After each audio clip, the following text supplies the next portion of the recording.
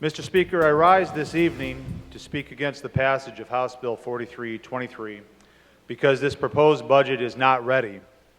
It doesn't reflect our values as a state and certainly doesn't reflect the values of the great people I represent in Bay County.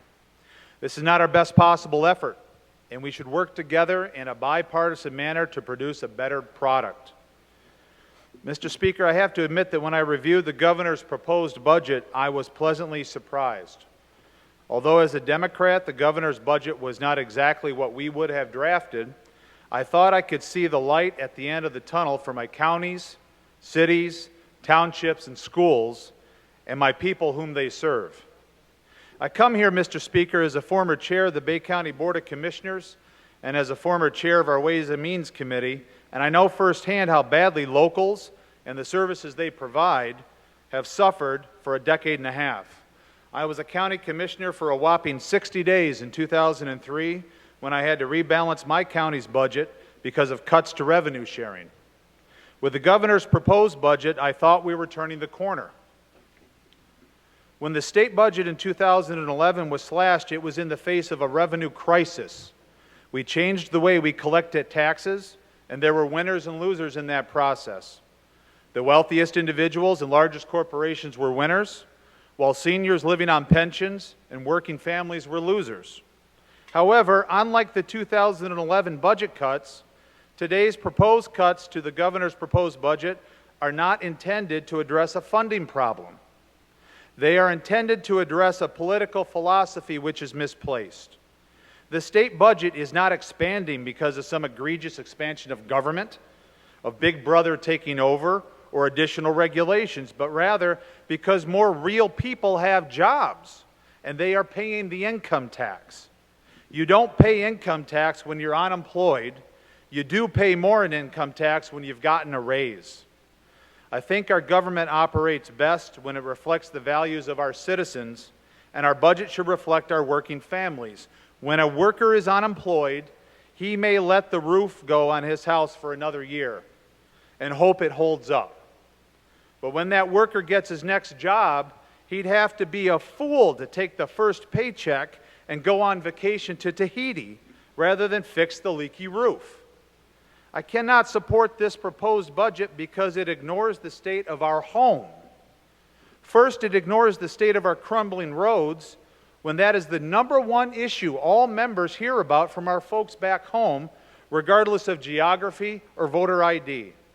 How can we leave $283 million unallocated and unaccounted for when our roads are so embarrassing?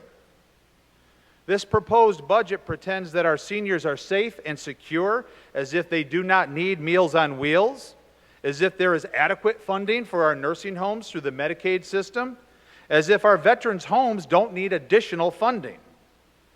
This proposed budget ignores the state of our rainy day fund, which is the only insurance that local governments have against the state robbing counties, cities, and townships of their revenue sharing in order to balance the state budget, resulting in fewer cops, fewer firefighters, and unstable local pensions. This proposed budget is a product of term limits. Some are looking at the balance sheet of the state and thinking about picking winners and losers instead of replacing the leaky roof. Why? Because under term limits, many feel like we're renters instead of owners. Crumbling roads, not my problem. Schools on life support, not my problem. Communities less safe because we have fewer cops and firefighters, not my problem because we don't own this home and we're moving anyway. That's not the right attitude, Mr. Speaker. We can't cut Meals on Wheels either to pay for a tax cut for the wealthy or to pay for killing teachers' pensions. How can we even think of literally taking food out of the mouths of our seniors, many of whom are veterans, when they can't leave their homes? Yet this proposed budget cuts $750,000 from the executive recommended budget for the senior home delivered meals. If that weren't bad enough, this proposed budget then goes on to slash senior in-home services by over $1 million. We can't adopt a budget that cuts the governor's proposed funding to ensure that our veterans get the care they deserve at veterans' homes because that doesn't reflect our Michigan values. I cannot vote for a budget that does not adequately protect our dairy and cattle farmers from the spread of bovine tuberculosis.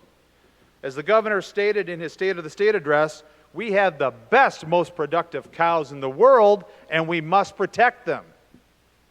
My people did not send me here to cut Meals on Wheels and senior home services, to underfund public education, to privatize mental health services, just so that the wealthy can get some future tax cut. Taking care of our senior citizens and veterans and educating our children is far more important than giving a future tax cut to someone who doesn't need it. In the end, as my colleague has indicated, a budget is a statement of priorities. It's a statement of what you believe in and what you will fight for. We should never abandon our people, our infrastructure, or our schools. This budget is not yet good enough. Our people deserve better, and I urge my colleagues to vote no on this bill so that we can work together on a budget that reflects our people's values. Thank you, Mr. Speaker.